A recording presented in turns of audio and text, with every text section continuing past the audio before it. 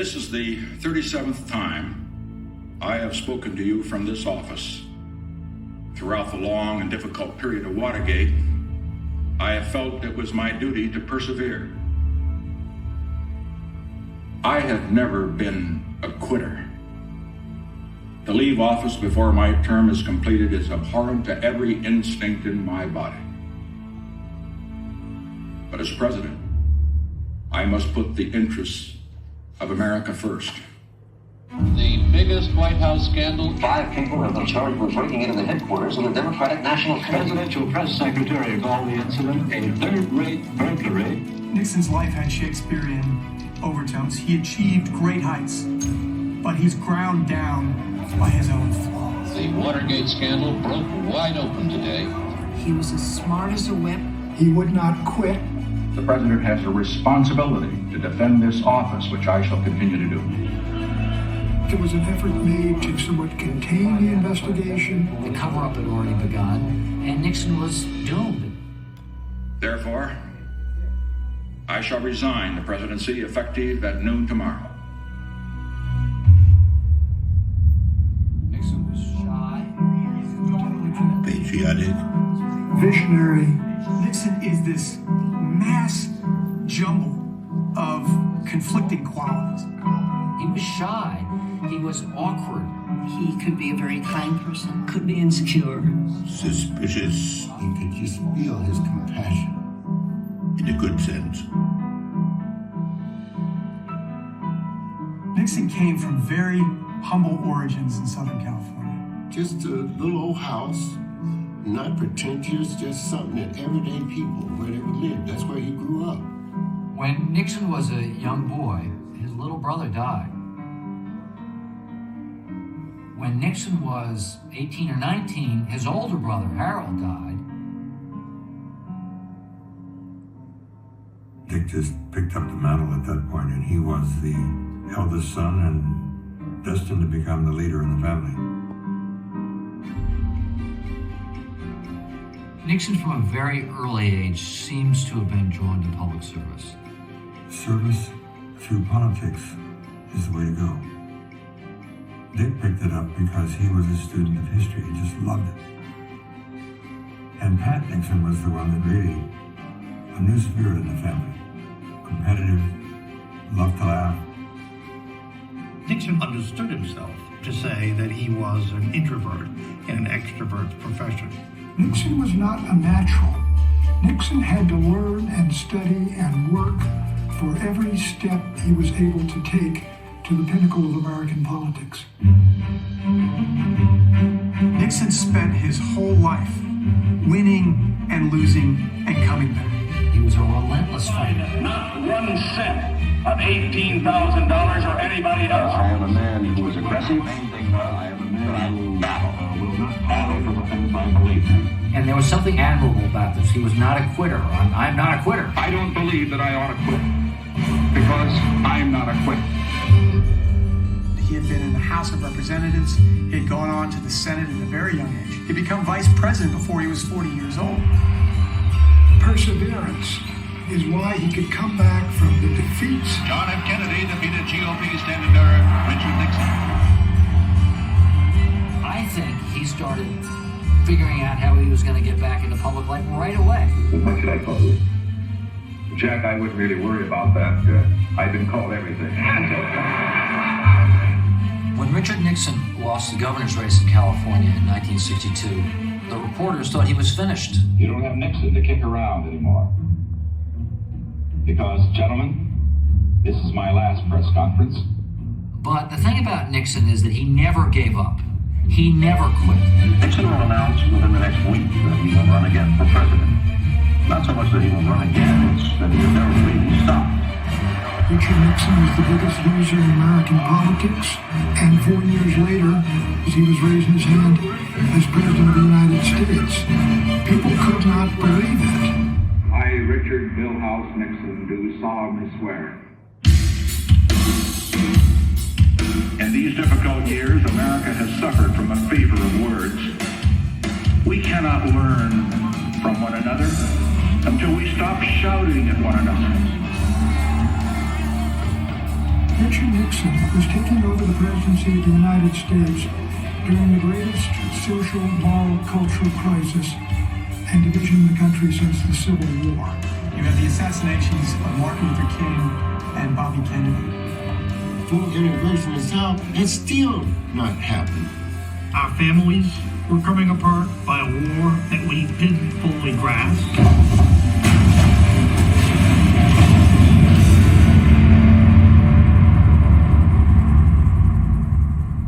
When Nixon became president, there were 500,000 Americans in Vietnam.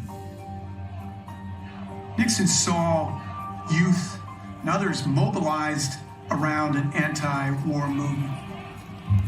I respect your idealism. I share your concern for peace. He promised the Americans to get the United States out of Vietnam, and I think many people hoped that he'd be able to do it. The problem, of course, was how to do it.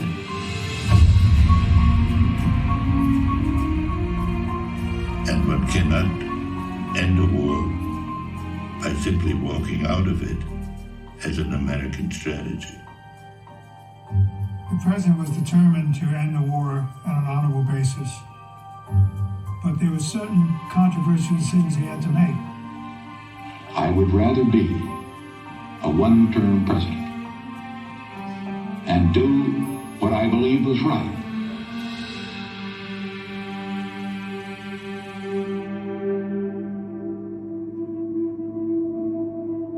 Nixon was conservative in many ways, but he was an activist. It's Richard Nixon, many would be surprised to know, who puts into place the Environmental Protection Agency. To make reparations for the damage we have done to our air, to our land, and to our water. He was very strong on affirmative action. He was determined to increase the number of women in senior positions around the government. Assistance to black colleges, assistance to minority businesses. He created OSHA. He had the first welfare reform legislation. Southern schools were desegregated under Richard Nixon to a degree that dwarfed anything beforehand. He really feels that Native Americans have been treated very unfairly in this country, and he wants to do something about it. For 700 years, Taos Pueblo Indians worshipped in this place, and we restore this place of worship to them for all the years to come. In an uncanny sense of what the American people were thinking. And at the end of his first term, the American people had rewarded him with a 49-state landslide.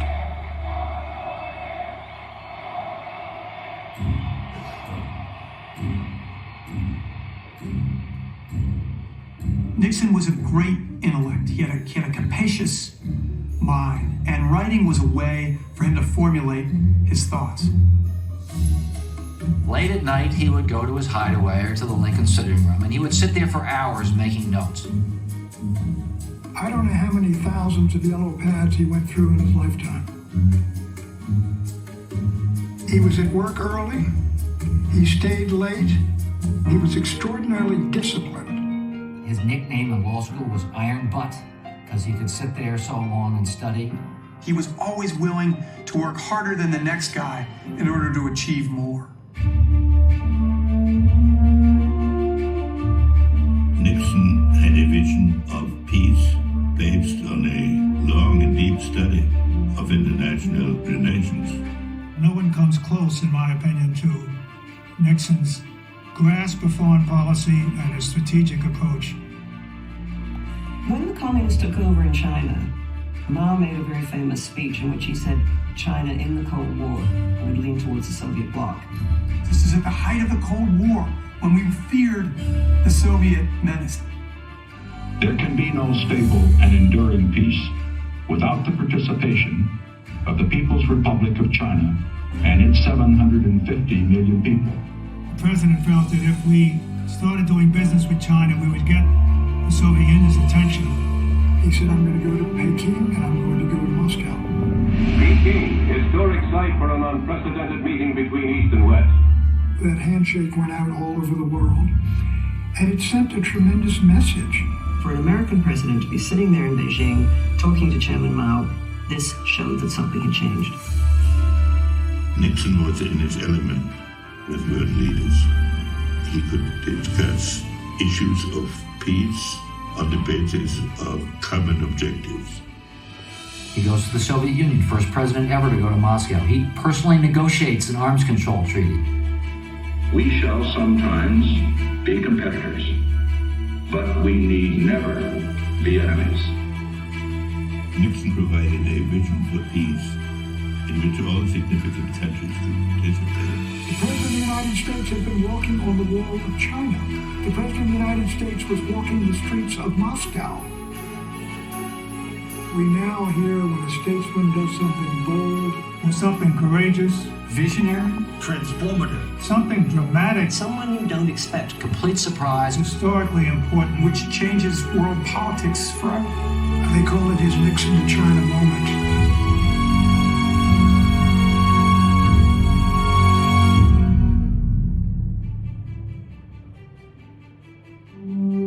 Nixon said he wanted to be remembered as a peacemaker, but I think he wanted to be remembered as a servant.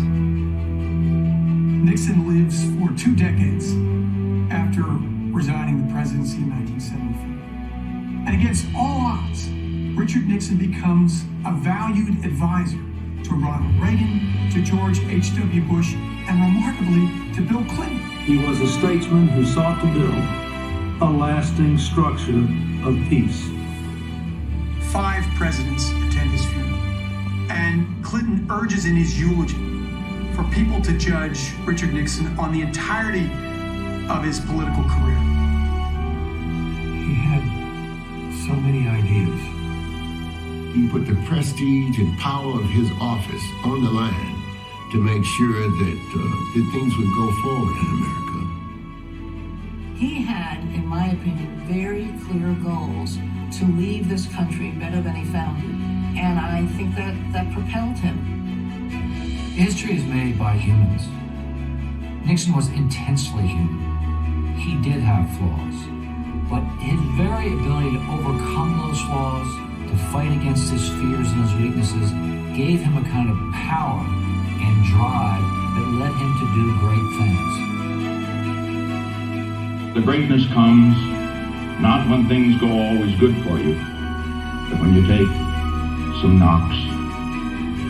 Because only if you've been in the deepest valley can you ever know how magnificent it is to be on the highest mountain.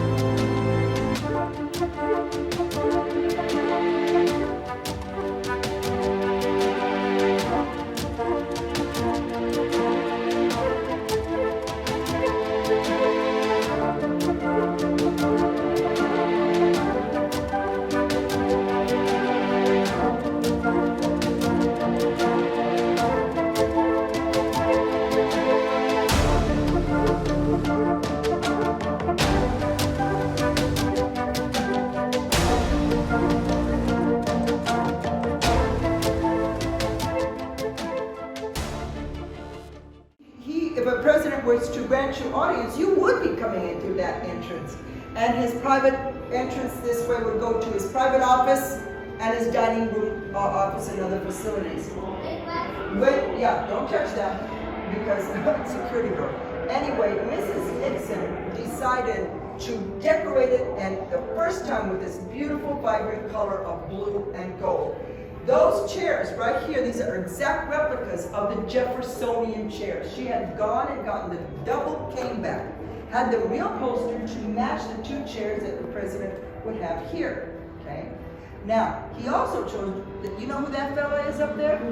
That is a very young General Washington. He later becomes president.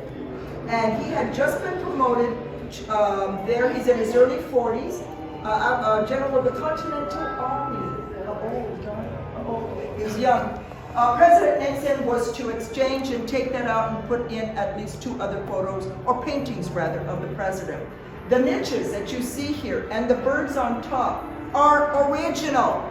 They are known as the bean birds. They are not under glass. You will see these and you will relate to them in magazines, okay? It is made by an American architect from New Jersey by the name of Beam, B-O-E-H-M. That architect also made 2 the peace birds that President Nixon took to China, okay? They're 2 muted, beautiful muted swans. He made that for him. Now, like I said, Mrs. Nixon decorated this. Later on, the Apollo programs. Apollo 8, it's called Earth's Sunrise, from the moon to the Earth. He liked it so well, and that photo is a replica of an exact photo that was taken by astronaut Bill Anders, and he had it hung there. Now, this desk is not the Resolute desk. It is known as the Wilson desk. And you're looking at some actual underglass original artifacts. His glasses, his pen. If you were to have come and met with him, he would have given you a token in a box, 2 flags, an American and POW, or a business card as a memento of your visit with the President of the United States. This Wilson desk, it is not named after President Wilson, Senator Wilson, any other Wilson. We don't know. They don't know. We sure as heck don't. But the vice presidents typically sit behind this desk. So when Nixon became president, he liked it so well when he was VP, he had it brought up. It's a 2-person desk. These doors do open. Okay? So you see, and at that time, the flags of the military services. Since then, it's been expanded. U.S. Coast, the Merchant Marines, and also SpaceX now, okay? So, I've got some good news for you. Whoever came in, and I forgot who was first, you may sit in the president's chair and have a photograph taken.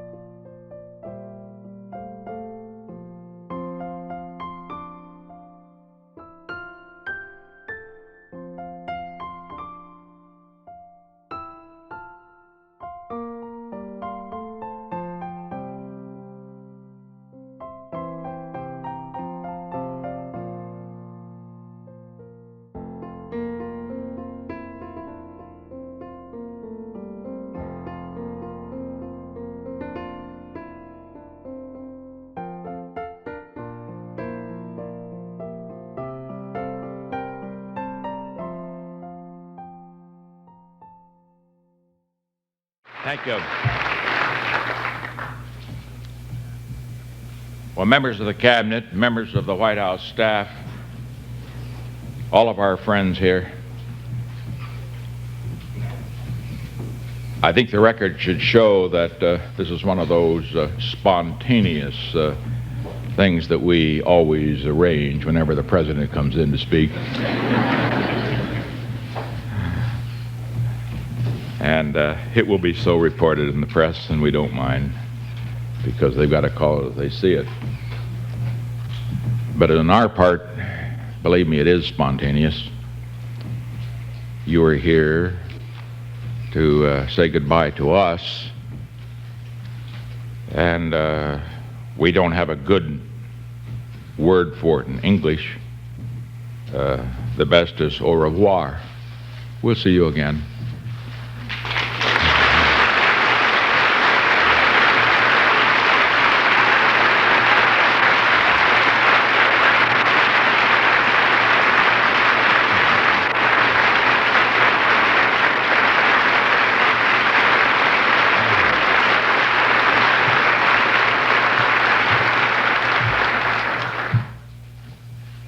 I just met with the members of the White House staff, you know, those that serve here in the White House, day in and day out.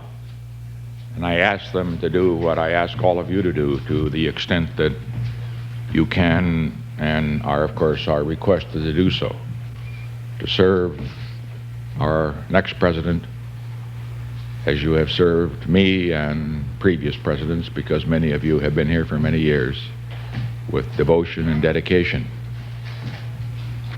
Because this office, great as it is, can only be as great as the men and women who work for and with the president. This house, for example, I was thinking of it as we walked down this hall, and I was comparing it to some of the great houses of the world that I've been in. This isn't the biggest house. Many are, and most, and even smaller countries are much bigger. This isn't the finest house. Many in Europe particularly, and in China, Asia, have paintings of great, great value, things that we just don't have here, and probably will never have until we are 1,000 years old or older. But this is the best house. It's the best house because it has something far more important than numbers of people who serve, far more important than numbers of rooms or how big it is, far more important than numbers of magnificent pieces of art. This house has a great heart, and that heart comes from those who serve.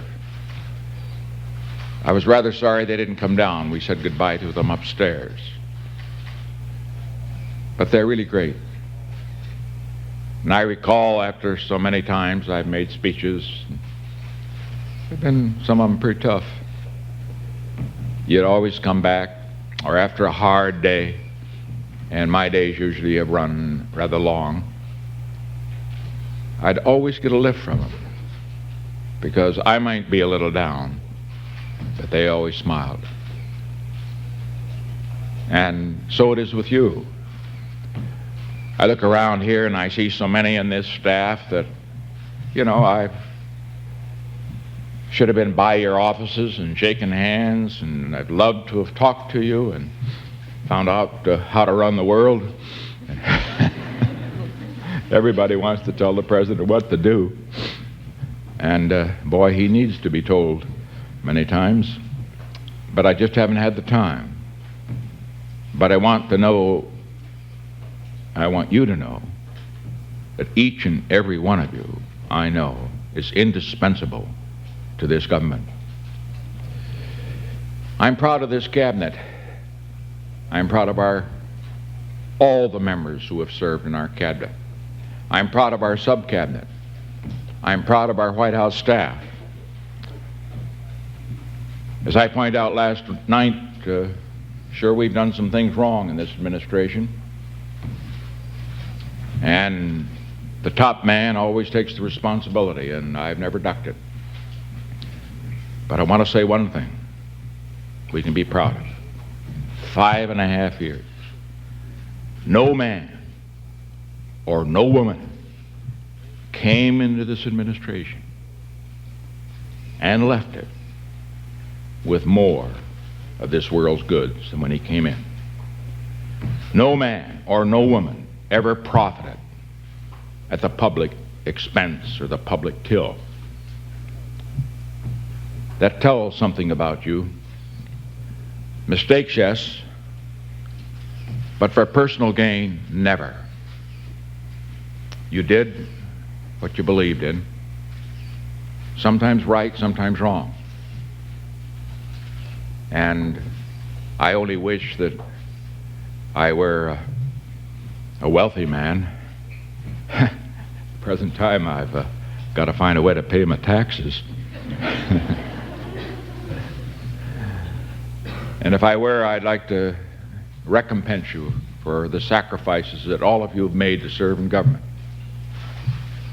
But you are getting something in government, and I want you to tell this to your children, and I hope the nation's children will hear it too. Something in government service that is far more important than money. It's a cause bigger than yourself. It's the cause of making this the greatest nation in the world, the leader of the world, because without our leadership, the world will know nothing but war, possibly starvation, or worse in the years ahead. With our leadership, it will know peace, it will know plenty. We have been generous, and we will be more generous in the future as we are able to. But most important, we must be strong here, strong in our hearts, strong in our souls, strong in our belief, and strong in our willingness to sacrifice, as you have been willing to sacrifice in a pecuniary way to serve in government. Something else I'd like for you to tell your young people. You know, people often come in and say, what'll I tell my kids?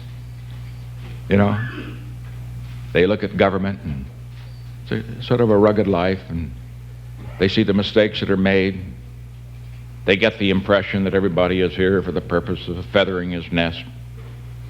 That's why I made this earlier point. Not in this administration. Not one single man or woman.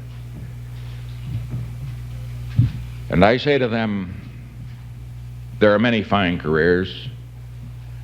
This country needs good farmers, good businessmen, good plumbers, good carpenters. I remember my old man. I think that they would have called him sort of a little man, a common man. He didn't consider himself that way. You know what he was? He was a streetcar motorman first, and then he was a farmer, and then he had a lemon ranch. It was the poorest lemon ranch in California, I can assure you. He sold it before they found oil in it. And then he was a grocer.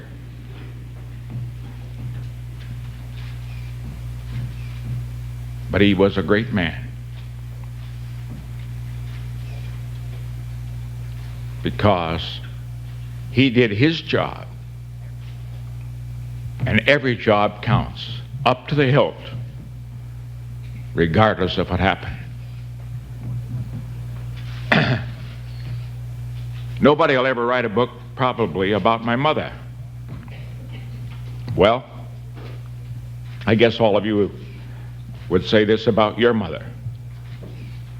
My mother was a saint.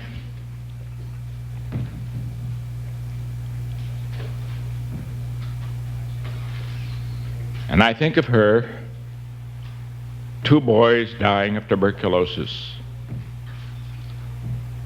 nursing 4 others in order that she could take care of my older brother for 3 years in Arizona, and seeing each of them die, and when they died, it was like one of her own. Yes, she will have no books written about her.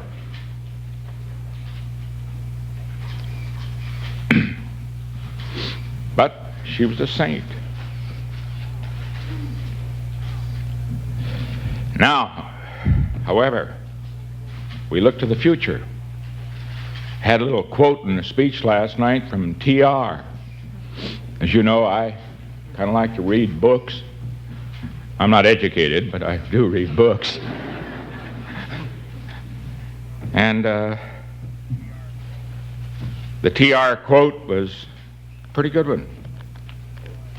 There's another one I found as I was reading my last night in the White House. And this quote is about a young man. He was a young lawyer in New York. He'd married a beautiful girl, and they had a lovely daughter. And then suddenly, she died. And this is what he wrote.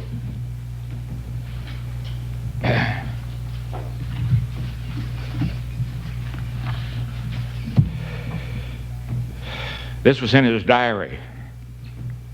He said, "She was beautiful in face and form, and lovelier still in spirit. As a flower she grew, and as a fair young flower she died. Her life had been always in the sunshine. There had never come to her a single great sorrow. None ever knew her who did not love and revere her for her bright and sunny temper and her saintly unselfishness. Fair, pure, and joyous as a maiden, loving, tender, and happy as a young wife, when she had just become a mother, when her life seemed to be just begun, and then the years seemed so bright before her, then by a strange and terrible fate, death came to her. And when my heart's dearest died, the light went from my life forever." That was T.R. in his 20s. He thought the life had gone from his life forever, but he went on. And he not only became president, but as an ex-president, he served his country always in the arena, tempestuous, strong, sometimes wrong, sometimes right, but he was a man. And as I leave, let me say,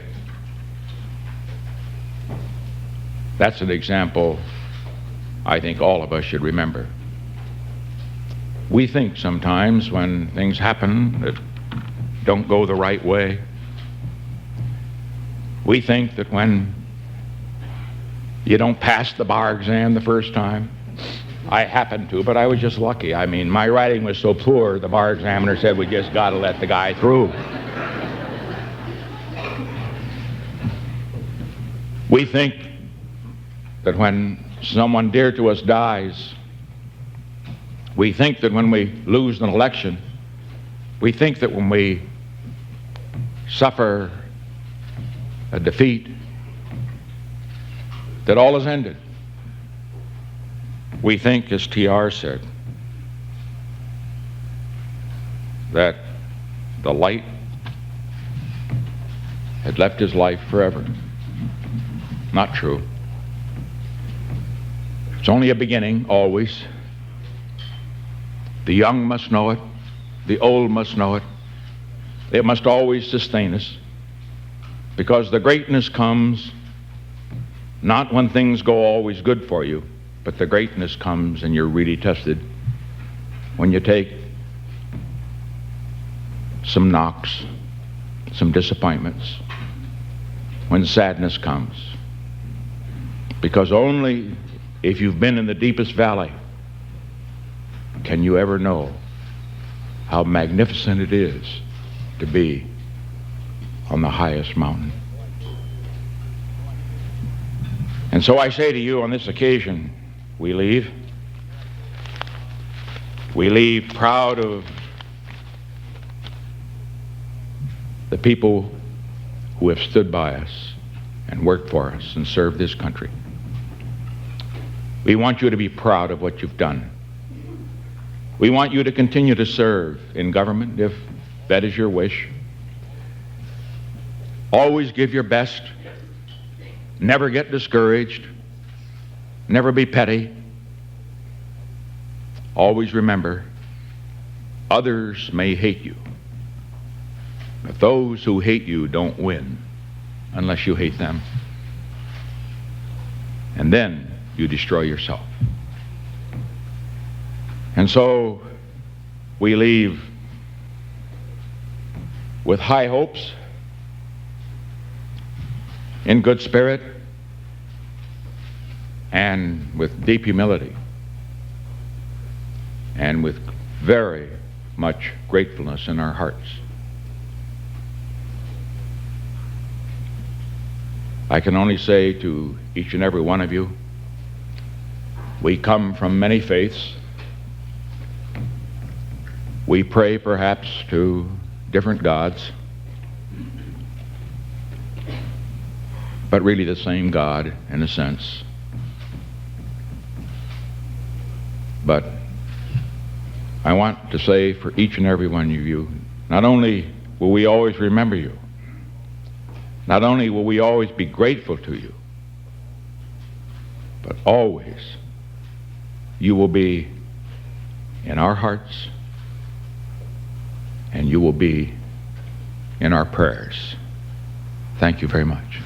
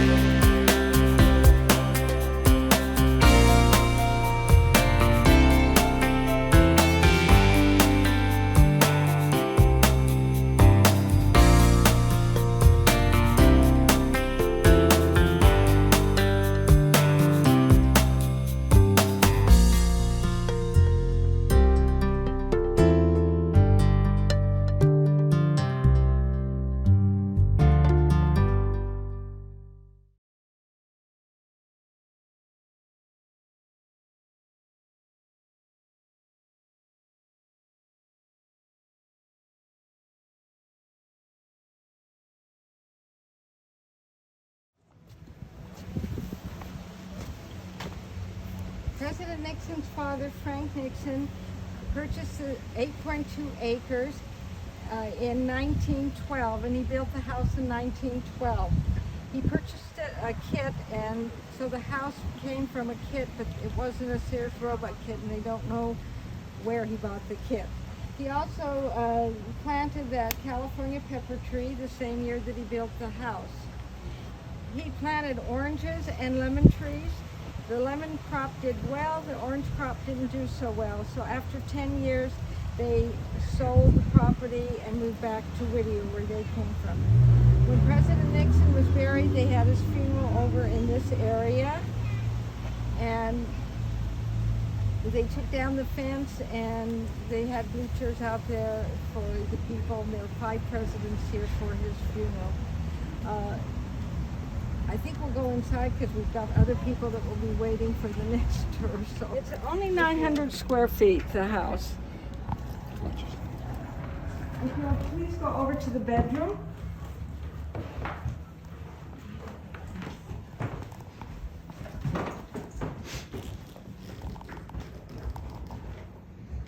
You're lucky it's not raining today. They don't open the house on a rainy day. Oh, yeah, that's a big deal this year. You can go over by the bedroom. You Okay. can see it.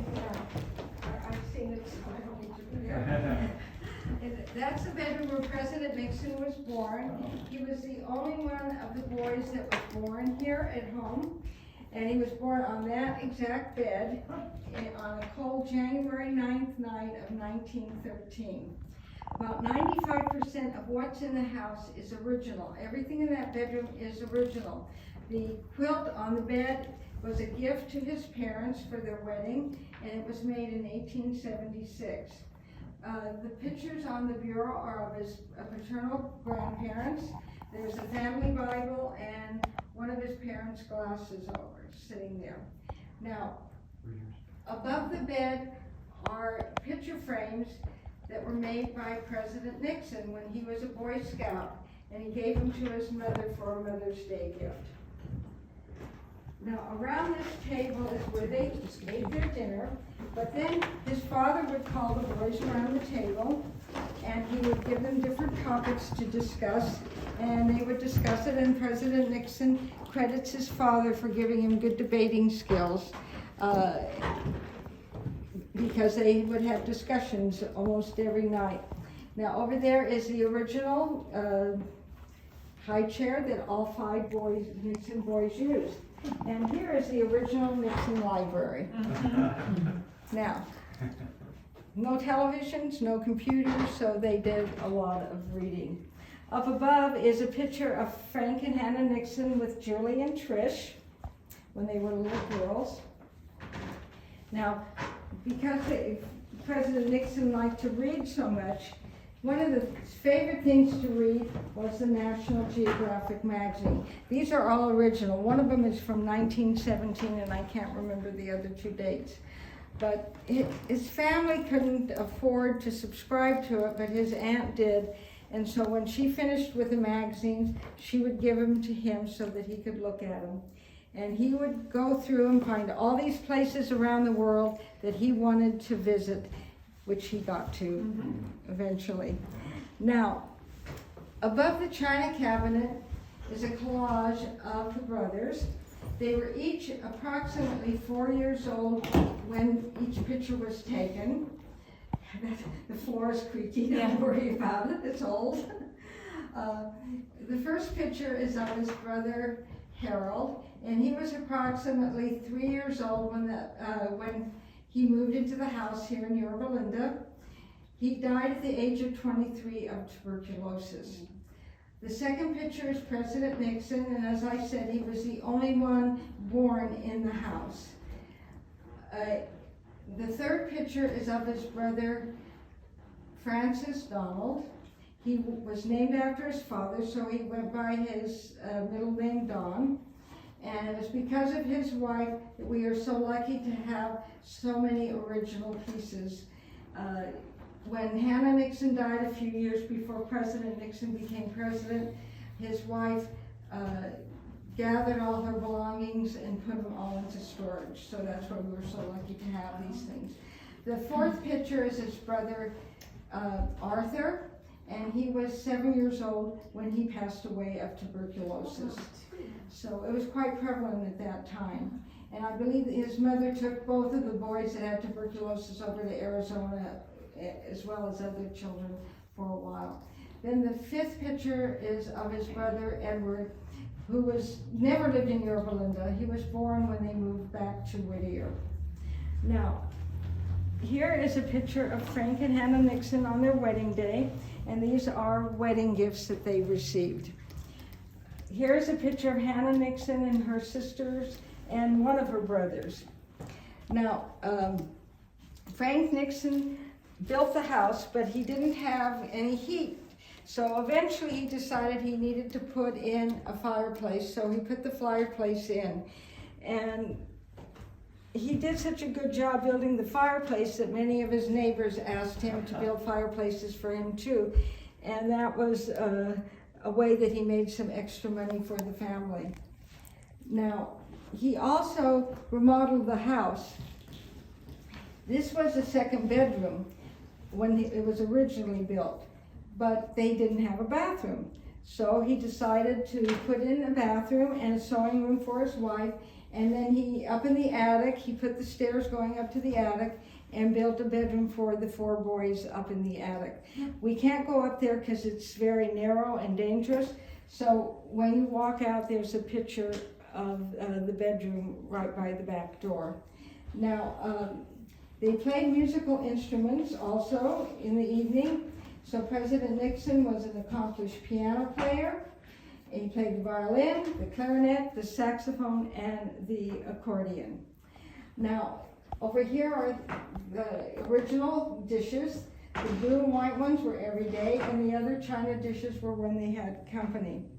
Now, when you go into the kitchen, we all have to squeeze in there, but look at the cabinet on the right and see, when you first get in, and see what you think is different about it. If you'd like to go over there and go all the way in, because we all have to squeeze in. That's why we have a number.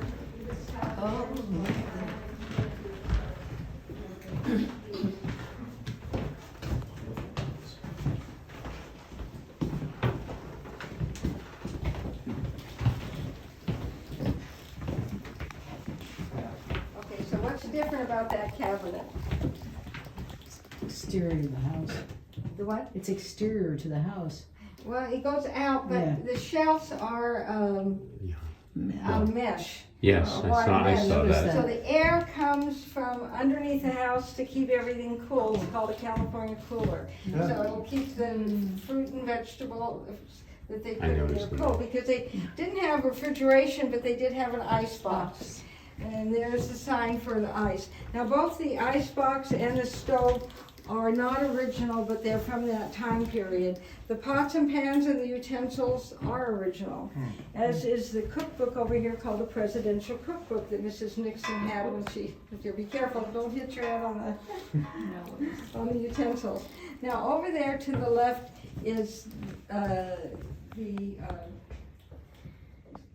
pantry.